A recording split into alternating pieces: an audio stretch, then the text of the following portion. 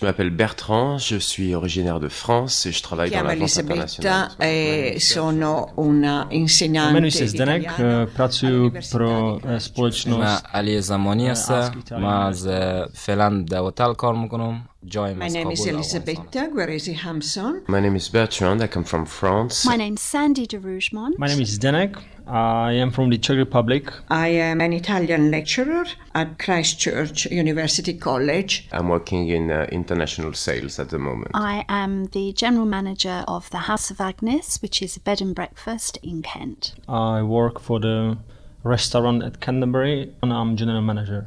We got the European team made of an English supervisor. My team currently, pretty much everybody is, apart from my full-timers, are actually from overseas. I take care of the restaurant who has about 17 people. They are from different countries, all of them. 2 girls from Romania. We have a few English now. 1 from Afghanistan. Spanish. Polish. We have a part-time from Russia as well. A young lady from India. French. Czech. Chinese. Another young lady from Spain. Latvian girl. A German salesman. I just had a French guy who's just left me. I've got a South African chef. Romanian guy in the kitchen. In the past, I've had Finnish, Latvian, Chinese. I mean, gosh, I think I've pretty much had every nationality, to be perfectly honest. I actually never thought I would come to England. All started with a joke. I had a friend already working here before, and when he came back for some holidays in my hometown, He invited me to stay and to try it. we had a little chat, and as a joke I told him, well, if one day you got a job for me, just give me a shout. And a couple of weeks later he called me and he was like, well, you know what, I got a job for you. And I actually did. Never thought about that. I never had any thoughts about coming somewhere else than stay in Czech Republic. I didn't want to come because at that time I already went abroad, and in fact I went to East Africa.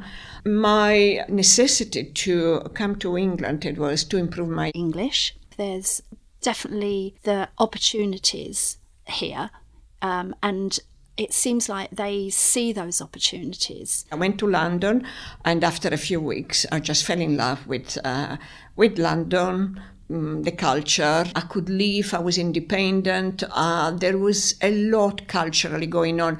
So it was really exciting. Concerts, Hyde Parks, and beautiful. It wasn't the job I wanted originally. I didn't know what I wanted to do here. So I was doing various jobs for about 1.5, 2 years. And then I finished in a restaurant. Before I left Czech Republic, I was studying. I was at university and I was obviously working while studying.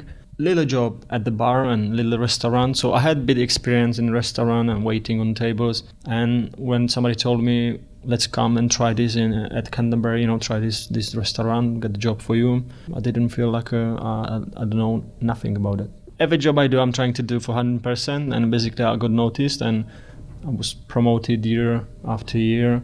So I was a waiter, then supervisor, assistant manager, but eventually they just came to me that they have GM for me, and I've taken it. So at the moment I'm working for a company selling precision optical components that you can have a usage in any kind of industry really, which could be aerospace and defense, medical and biotechnologies, really plenty of different sectors.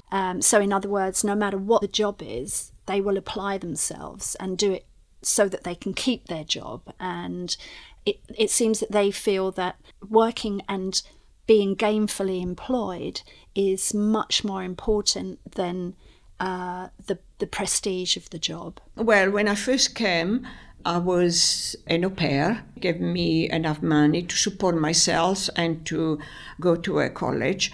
And then I worked at the British Institute of Management in London. I was in the photocopier room.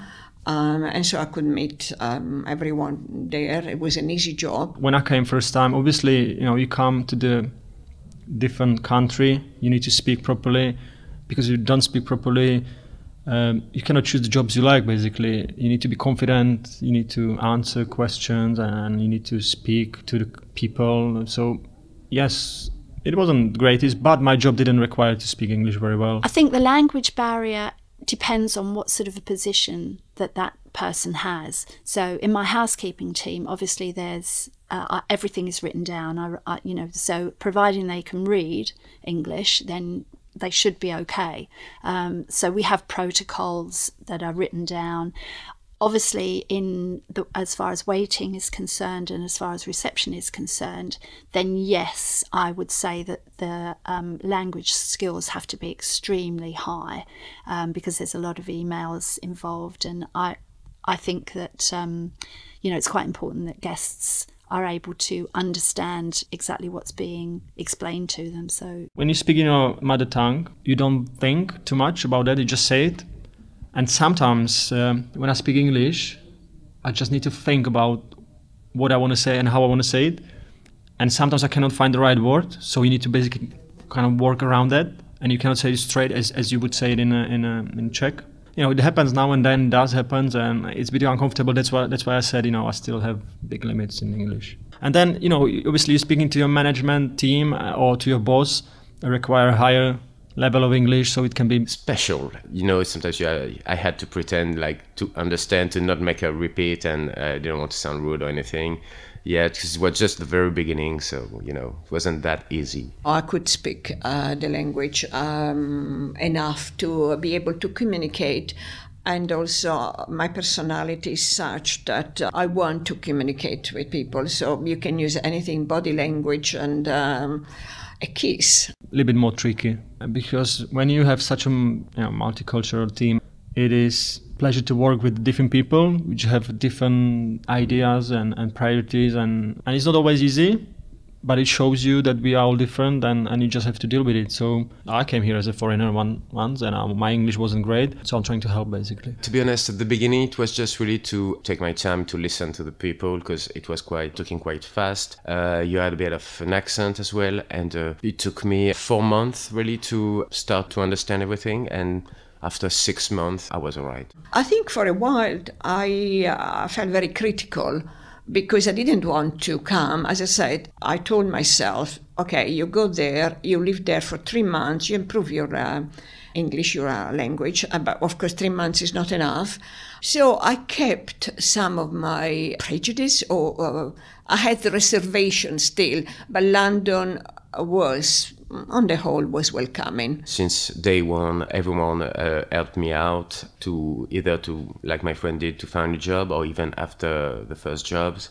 Accommodation-wise, I never had too much problem. I didn't have any culture shock. I mean, we are people, aren't we? We live in houses, we have TVs, and yes, there is England is more multicultural, so you can see different nationalities and different, let's say, colors on the streets. But one funny incident was a member of my team. It was her first day, and she arrived wearing hot pants, which wasn't terribly appropriate. And the poor girl explained to me that she was only allowed to bring 15 kilos of baggage, and she couldn't get many clothing. So she just sort of popped in her bag whatever was the smallest, which was clearly hot pants. You can't change everyone, or of course we do change the world the way we are, but you have to accept and be flexible and be adaptable. Yeah, be a survivor. And I know a lot of people do that, particularly now. And it's an incredible, extraordinary story. My name is Ali Zamani. I'm working in a hotel as a house assistant, and I come from Afghanistan. Children, I mean underage anyway, children from 15, 16, they walk from Afghanistan, they cross Turkey, Greece, Italy. I traveled alone. It was a different situation, because my parents was disagree with me to live in the country. They didn't want me to go, but I told them that I'm going. And travelled overland from Afghanistan at the age of 11 years old, and had arrived in the UK not knowing a word of English. I found it difficult for the journey, because I had a very long journey, nearly about 2.5 months. Trains, buses, ferries, and I was also young. I found it difficult with money to come in. And with only just one person that he knew, which was a cousin. And I just found that story was quite astounding. And He's very inspirational. He went for 10 years without having contact with his family and not being able to go back to his homeland. 11 years I haven't been home. I was thinking going in a couple of years' time if I have enough money. It's quite expensive to go traveling. I always wanted to go to USA, then after Canada. I always wanted to go somewhere, and I never really had probably enough motivation at the time or enough opportunities. And when it came, when he called me that day, I thought about it, and I was like, what do I have to lose? Pretty much nothing. If it doesn't work, worst comes to the worst, you come back. When I left the country, it was in his worst situation. It's still a rough place to live. You never know when it's gonna what happen when you go to the market or to the city center. It's the new things. I mean, the houses are quite old, roads hasn't been built properly, and we don't have a lot of proper electricity or good employment over there or good education. And I was like, I'm going to do a job that I will like, because I was doing this same job in France. And I was like, yeah, I've got nothing to lose. I've got, just friends, family really, but they are friends and family, so they will always be there anyway. I have 2 brothers and 3 sisters. We have 8 members altogether. I was the only one who left. They don't want it to come in. I mean, I'm the only one have to go because I'm the one left the country. Left my family, and I'm the one have to go. They don't have to come in to see me. And I talked to a friend about it, and he said to me, do you see your future here?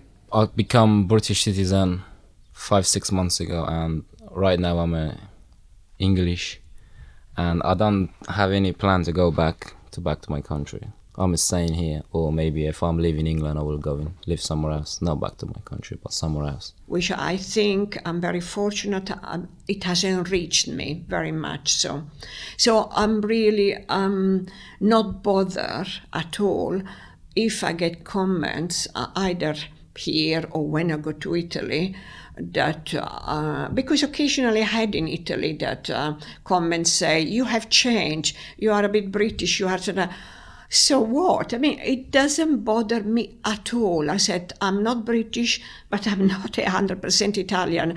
I'm really a mixture, and the mixture that has come out, the way I am, is fine because it's like my life. And so I value it a lot, and I'm happy with it. Now I'm looking at the English culture I'm used to it now because I've been here many years, and you get used to things, especially with the food, with the language. I can still speak right, but I still have problem with my writing, the grammar and vocabulary, spellings. It's quite difficult. It's like everyone, you struggle a bit sometimes a bit more, but as long as you carry on, everyone can do it, really. We always make jokes of it because we keep saying, 1 more year and we're going home.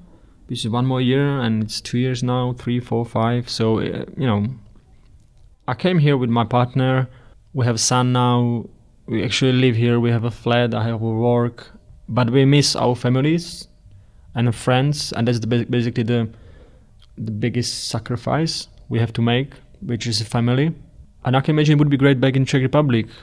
So at the moment I can say only what brings us back to Czech Republic is families. It's been 4 years, and if I had to do it again, I would do it all over again. You can't change the country that is your host.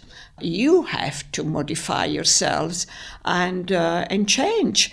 Viva, wonderful. I don't feel like I would stay here forever. I always will be Czech in my heart. اسمي ما علی زمانی است. ما از فعلا در هتل کار میکنم. Pracuji pro společnost. Chiamo Elisabetta e sono una insegnante di italiano Je suis originaire de France et je travaille dans la vente internationale en ce moment.